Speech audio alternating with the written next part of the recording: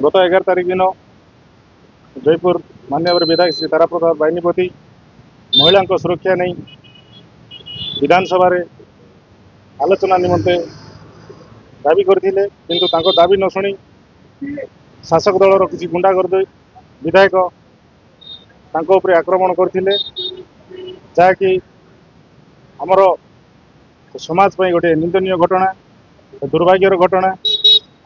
ये गुंडा दल जो प्रकार भाव में आमर विधायक को आक्रमण कले आम घोर निंदा करुचु। आगामी दिन में ये नहीं राजरास्ता को ओह्लैबू, जदि आवश्यक पड़ो आम स्ट्राइक को जीवु। आगामी 27 तारिख दिन आमर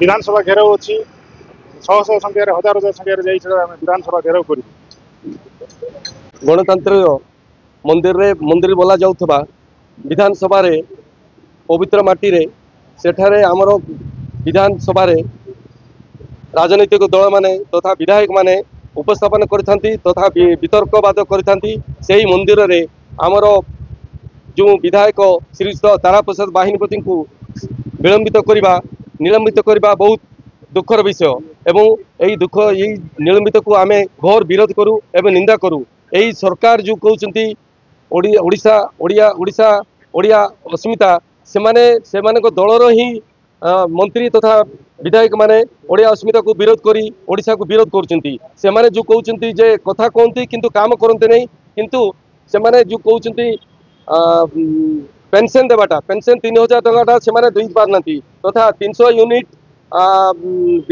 विद्युत देवाई कहते किंतु 300 यूनिट देवा बदल रे फ्री देवा बदल रे से माने माने आज यूनिट पिछा दर वृद्धि करछिंती। तत्संग संगे आज दर वृद्धि जो टाइपर करछिंती ताहा निंदनीय।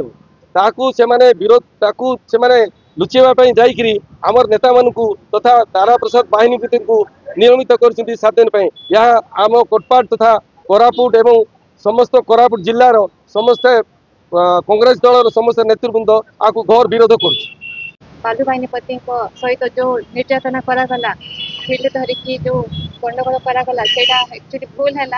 आम से विरोध आज ढड़ा हो कांग्रेस पार्टी आम चाहूँ मुख्यमंत्री आर गोटे सल्यूशन बाहर करूँ।